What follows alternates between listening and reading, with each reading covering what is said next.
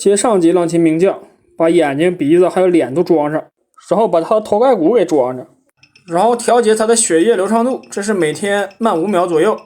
这是调节之后每天快1秒，或者没有误差。扣上后脑勺之前，咱们检查一下有没有手术留下的痕迹啊，或者刀疤，看螺丝，看夹板，看轮子。